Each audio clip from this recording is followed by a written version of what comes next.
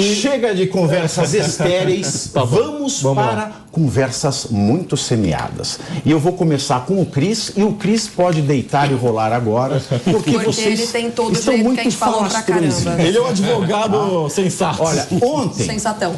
Ontem, durante a apresentação na Confederação Nacional do Comércio, Paulo Guedes falou sobre censura na imprensa. Segundo o ministro da Economia, abro aspas, os que mais acusam o governo de ameaçar a democracia, na verdade, têm cometido atos contra a democracia. Não vi o presidente prender ninguém. Não vi o presidente pedir para censurar jornal nenhum. Fecho aspas. Bom, Cris Vilela, vamos começar de novo a rodada da censura. E, por favor, se você puder, né, na sua experiência jurídica, explique, porque tem muita gente, por exemplo, nós temos cientistas políticos de peso, renome, como Felipe Neto, falando que não existe censura. Né? Por favor, explica que juridicamente existe uma diferença entre as fake news tiradas e a censura promovida nesta emissora. Explica para o Felipe Neto, dá uma aula para o Felipe Neto. Felipe Neto, vem com a gente, vem com a gente. Olha, ninguém estraga o corte do Cris agora. Tá bom. Não quero ninguém estragando o corte do Cris. Olha, pessoal, eu sento nessa cadeira da Jovem Pan. Acho que eu, a Pietra e o Negão, nós estamos aqui mais ou menos ao mesmo tempo, né? Chegamos mais ou menos juntos há cerca de 6 meses atrás. E nesses 6 meses que a gente faz o Linha de Frente, né? A princípio nos finais de semana, depois o programa passou a ser diário, passou a ser ao vivo. É uma mesa que me dá um absoluto orgulho e eu sei que a Pietra e o Negão têm esse mesmo orgulho que eu tenho. É uma mesa que sempre acolheu opiniões de esquerda, de direita, que permite que a gente discorde, que a gente divirja. Quantas e quantas vezes a gente não quebra o pau aqui nos intervalos e discute, briga e se provoca depois, troca mensagem, mas tudo isso feito com esse espírito aqui, que é o espírito democrático, que é o espírito de divergência, que é o espírito de crescer com as divergências. Eu fiquei encantadíssimo com a defesa que o Negão fez semana passada do Léo. Uma baita defesa séria, honesta. Eu tô lendo o livro da Pietra, muito bem escrito, recomendo que vocês comprem, leiam. Discordo de um monte de coisa, brigo com ela, mas isso faz parte, é com isso que a gente cresce. Depois veio o Pavinato, com todo o seu refinamento intelectual, o Léo, que é um talento, uma pessoa jovem, que tem um baita talento, que diverge, que briga. E aí, quando eu chego nesses 6 meses, que eu procuro colocar uma opinião de que esquerda e direita é papo retrô, que a grande disputa que a gente tem no mundo é disputa liberdade versus autoritarismo. E eu vejo, por exemplo, o Léo nessa casa, ele sempre teve liberdade para ser quem ele é. Se ele é de esquerda, se ele é de direita, se ele anda com o Zé Dirceu, com a Maria da Silva, com o João Benedito, não importa com quem seja. Ele tem a liberdade, tal como eu tenho, como todos nós aqui temos, de colocar a nossa posição, porque essa mesa, ela tem que refletir a diversidade de posições que a gente tem no nosso país. Então, nessa casa, o Léo sempre teve liberdade. Em outras casas, estamos sabendo disso agora, né? Que deveriam ser defensores da democracia, afinal, o partido político, a democracia tem que ser um elemento fundamental, né? A regra democrática dos partidos políticos é um princípio constitucional. Ele não está tendo essa mesma liberdade, esse mesmo acolhimento para expor, para se colocar suas ideias. E aí, na linha, Pavinato, fazendo o link agora com o ponto da nossa pauta, nós vemos que justamente essa mesa aqui, que é a mesa da liberdade, que é a mesa que comporta uma diversidade de pensamentos, está sendo tolhida na livre manifestação do seu pensamento. A Constituição Federal, ela estabelece a liberdade de opinião, especialmente dos órgãos de imprensa. E, caso as opiniões sejam manifestadas pelo Cristiano, pelo Pavinato, por quem quer que seja, todos nós adultos que somos temos que nos responsabilizar por elas. E se alguém se sentir ofendido, vai lá e bate as portas do judiciário. Agora, tolher A liberdade de manifestação de um órgão de imprensa é totalmente desarrazoado em relação à nossa Constituição Federal. Ultrapassa totalmente a bitola estabelecida na Constituição Federal de liberdade de manifestação da opinião, de imprensa livre. E essa liberdade de manifestação, quando ela é de alguma forma tolhida, é aí que se tem a chamada censura. Cris, agora são 14 horas e 30 minutos. A censura não é apenas um governo ditatorial que manda calar a boca, mas a censura, ela é o tolimento à liberdade de manifestação que é garantida na Constituição. Mas ela é o caminho para a ditadura. Sim, concordo. Mas ela é por isso que em qualquer situação onde venha a extrapolar essas disposições constitucionais de liberdade de manifestação, aí sim se fala em censura. Por isso que se tem debatido tanto esses dias. E importante que a gente desideologize esse debate. Esquerda, direita, centro, não importa. Todos nós temos que estar irmanados nessa luta contra a censura, contra a ditadura, contra o autoritarismo. É isso que nos hermana, muito mais além do que qualquer disputa Lula-Bolsonaro, esquerda-direita. Exatamente. Até porque isso é coletivismo. Quando a gente pensa no valor do universalismo, a democracia, a liberdade de tudo é para todos. Quando a gente pensa no coletivo, a gente quer esses valores só para esse coletivo. Exatamente. Amos Oz, né, o grande escritor israelense que faleceu ano passado, infelizmente, ele dizia que a grande luta desse nosso novo século é a luta contra todo tipo de fanatismo.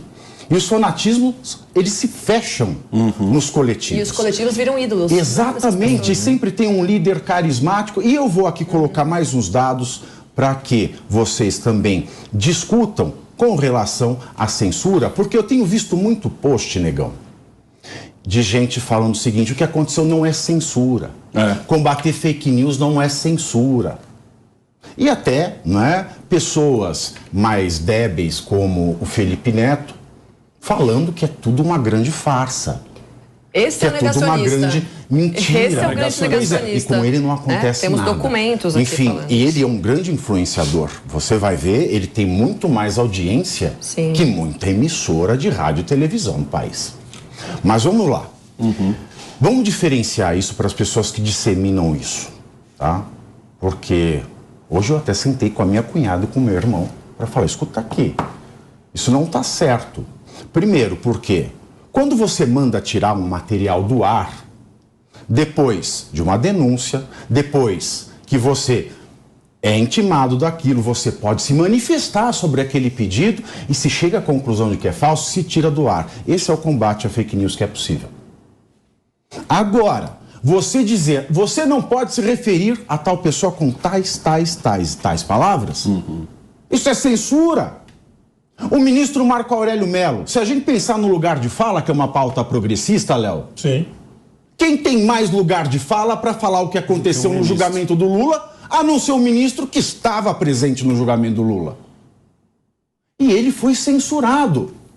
Eu acho que essa é a pior parte, porque você censurou uma verdade. Exatamente. Você não censurou uma mentira. Ou a gente rasga e põe o dicionário no lixo.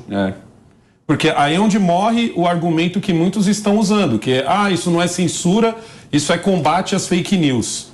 Só que no momento em que você censura uma verdade, no momento em que você censura uma matéria de jornal, no momento em que você censura um veículo, no momento em que você censura uma produtora, essa é onde mais me pegou, que é o caso da Brasil Paralelo. A gente está tão acostumado a ver os comentários, como a Brasil Paralelo é uma produtora mais política, a gente tende a olhar a Brasil Paralelo como um órgão de imprensa, e não é. Ela é uma produtora de filmes, ou seja, não deveriam ser os jornalistas que deveriam estar agora cobrando a censura em cima dela, principalmente de um documentário que nem saiu. Isso é muito censura. Quem deveria estar agora do lado da Brasil Paralelo deveria ser toda a classe artística. É como eu falei anteriormente, o PT conseguiu ressuscitar o antipetismo, e agora, é como o próprio Cris falou aqui, virou uma luta da liberdade contra a censura, da liberdade contra o autoritarismo. Entendeu? Porque como é que você vai reclamar? E sabe o que é mais engraçado, você vai reclamar amanhã Negão? depois for outro. É a se luta você fez aquilo. da liberdade contra o autoritarismo.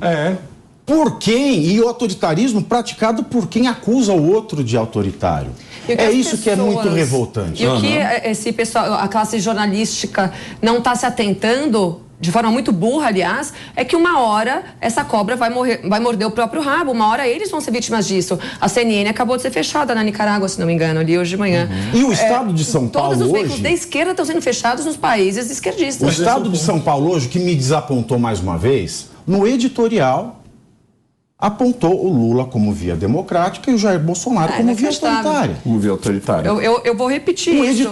O editorial vem da direção do jornal, é a opinião do jornal. Essa censura é como um judeu defendendo o Holocausto. E o Estado de São Paulo, Léo, para você comentar esse tema, ele foi o jornal que soltou a frase. Foi-se, né, esse dispositivo lamentável que imprimia o espírito do regime militar. Quando é que o Jornal do Estado de São Paulo escreveu isso? Quando, em 2009, como eu falei no editorial, o STF ele disse que é inconstitucional a lei de imprensa. A lei de imprensa previa isso. É multa se falar mal de autoridade e a justiça eleitoral não. A justiça, dependendo do caso, né, se for a federal, comum, ela tem o poder de dizer o que é verdadeiro ou falso. E por isso o STF foi claríssimo. Dos 10 ministros que votaram, 7 votaram a favor. E alguns deles ainda estão lá.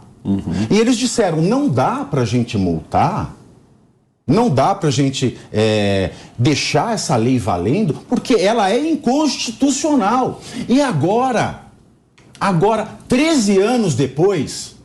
E é engraçado quanto tempo depois. 13 anos, 2009, 13 anos depois, ministros que fazem parte do STF, que têm essa posição firmada, que foi comemorada pelo jornalismo, estão aplicando uma lei que o próprio Supremo revogou porque ela é inconstitucional e autoritária.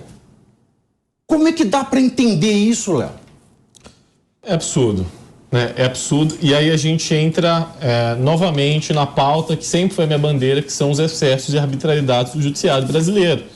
E isso respinga, como foi dito aqui, muito bem dito pela Pietra, tá endossando uma frase da Pietra. Como foi muito bem dito, isso uma hora respinga em você. Hoje você pode se utilizar de todos os subterfúgios possíveis, de todas as arbitrariedades possíveis, de todos os excessos possíveis contra os seus adversários. Só que amanhã isso vai voltar para você, amigão, não se engane. Não se engane. Então esse é o ponto. Impeachment da Dilma, denunciei excessos que houveram, prisão do Lula, prisão do Temer, prisão do Daniel Silveira.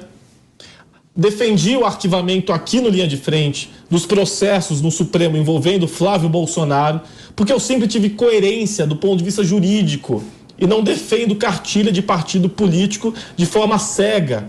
Então é isso que interessa e é isso que a gente precisa formar. Uma direita que olhe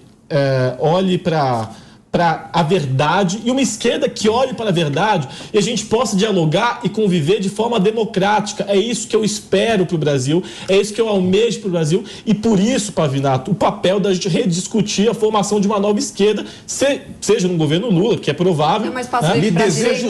Vem para a direita, Léo, é mais fácil fazer uma esquerda toda. A direita já está pronta, já defende a liberdade, é só vir. Cola aí. Essa importância, como bem disse a Pietra... Mas o que está acontecendo? Como bem disse a Pietra, começa a gente abre precedentes para começar a fechar. Vamos supor que o Lula, que o Bolsonaro seja reeleito e comece a fechar a Carta Capital, feche o Brasil 247.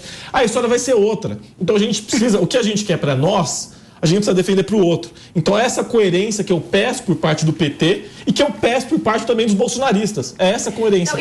Mas aqui você está vendo, não é à toa que a gente condenou o fato do pedido do PL de tirar as reportagens sobre os imóveis. Sim. E eu queria só também fazer um outro comentário, e aí é uma crítica à direita, acredite você ou não, nenhuma atitude dessa arbitrária, né, de forma tão incisiva, acontece do dia para a noite. Né? Eles começam a tatear, ver como a sociedade está lidando com essa questão da censura.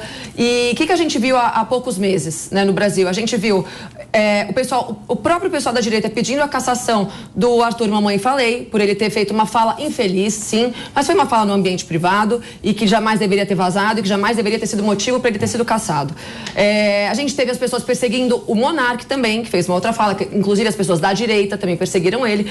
Então, o pessoal da direita também começou, também ajudou nesse processo, né, para que a gente chegasse nesse ponto. O povo acha que chega a falar qualquer groselha, tem que falar assim, tudo bem, uma groselha. Não é assim. Se você se põe no papel de influenciar, de ser um líder, você tem que ter responsabilidade. Não, mas o que eu estou defendendo, Pavinato, não, você tem que ter responsabilidade, só que aí você vai tem os dispositivos você vai legais ter que já existem. as consequências ou legais, ou você vai ter as consequências sociais daquilo. Agora, o pessoal político da direita brasileira que militou pela cassação do Mamãe Falei e que militou pela expulsão do Monark do podcast dele, tá errado. Isso é cerceamento da liberdade de expressão, inclusive do filme lá do Porchat, né, que tinha uma cena lá sobre que não acho que não pode falar o nome aqui, mas coisas distintas. Mas eu tô falando que assim, ou é liberdade de expressão ou não é liberdade de expressão. A própria direita corroborou para que a gente chegasse onde a gente está hoje. Tudo não quer caçar mandato hoje em dia, gente. Tudo o nosso tema de semana passada. Damares, Damares, por uma fala também. Exatamente. Mas assim, uma coisa, quanto à questão, quando a gente vai falar de nazismo, existe uma lei. Tá? Existe algo firmado na civilização que é o nazismo. Agora, você entrar com teoria negacionista, relativizar o nazismo, isso não dá. Não dá. Mas aí você acha que ele tem que ser cerceado por ele falar que aqui, já que pelo menos um é lei. Comunista... Mas então aí você tem que falar com o seu deputado, com o seu senador, para ele criminalizar também. Porque isso está na lei. Mas a lei não é, mas a lei é feita por homens e homens nem sempre são bons. Mas o Monark sabe também que ele errou, ele reconhece que ele errou. E ele errou de forma grandiosa, né? Mas mesmo assim, eu vou estar lá com ele. E não justificaria a censura. Não justificaria a censura. Ele não falou nada além do que um grupo de libertários maconheiros fala todos os dias. Não, mas ele sabe que ele pisou na bola, o Pietra. Não vou passar pano pra ele. Não tô passando pano, mas é que pra mim é inconcebível a ideia de alguém ser criminalizado por uma fala. Um bom conservador sabe que a liberdade é o direito de fazer tudo dentro do limite do respeito. Fora isso... É que é relativizável isso, né? O respeito. O respeito é relativizado? Não, tem pessoas que se sentem desrespeitadas por coisas bobas, né? Firme. Cada pessoa tem a sua história, os seus traumas, a sua vida. Então é muito... É relativizável. Eu me sinto desrespeitada com umas coisas, você com outras. É objetivo. Não é coisinha. Não, mas aí quando é direto a você. Que te causa um prejuízo objetivo. Me chamou de Barbie fascista. Eu não tô nem aí. As pessoas me chamam de coisas absurdas todos os dias. São falas, são xingamentos. E daí? Tem uma coisa que eu acho que é importante a gente levar em conta também, que é a importância do perdão, né? E aí, errar ao vivo, errar para uma live com milhares de pessoas, quer dizer, errar todo mundo erra. E o perdão? E o equívoco? Talvez, um caso como esse do Monark ou como outras situações, o sujeito viu que colocou uma besteira e pode ser perdoado por aquilo e pode colocar, claro. Gente, errei, preciso do seu perdão, vou procurar, vou me corrigir para não extrapolar mais. É que hoje em dia não é tão assim. Porque hoje em dia é o que? Hoje em dia a rede social, ela cresce conforme você seja sei lá, o arauto da vez. Agora alguém cometeu uma besteira, então é a minha vez de apedrejar aquela pessoa e eu conseguir ganhar meus likes, conseguir ganhar meus inscritos, conseguir ganhar meus seguidores a partir do erro de outra pessoa. É muito ódio. O que aconteceu com o Monark foi exatamente isso. O Monark falou uma besteira, o Monark estava bêbado, o que não justifica. O Monark estava meio maconhado, o que também não justifica. Mas no outro dia, se não me engano, foi até no mesmo dia. Amigo dele não é, né? Fala real, por ser amigo. Você é amigo, né? Não, eu adoro ele. Mas o Monark, ele entende o erro dele, ele pede desculpas, mas o que a internet fez não foi.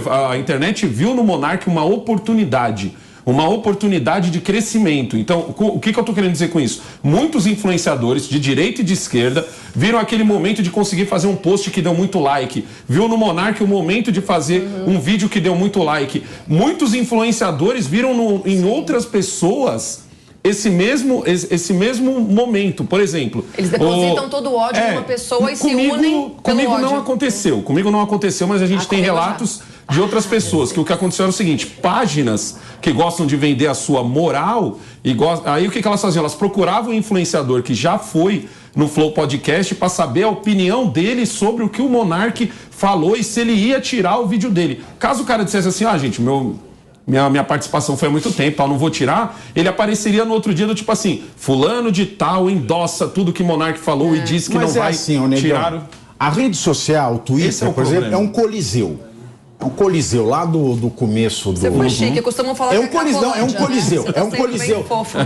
Todos nós entramos nesse coliseu. A gente pode ficar lá na arquibancada. Mas o cara que quer estar lá no meio do coliseu, ele sabe a bucha que ele está esperando. Então a gente tem que ter responsabilidade e saber o que está fazendo. Porque o povo que está na arquibancada do coliseu, que é a maioria da população do mundo, tá lá só para ver o cara se ferrar. E se ele tomou uma mordida do tigre e o outro aproveita. Exatamente. Então, assim, é um coliseu, né? Ninguém é obrigado a entrar no coliseu. Mas você foi.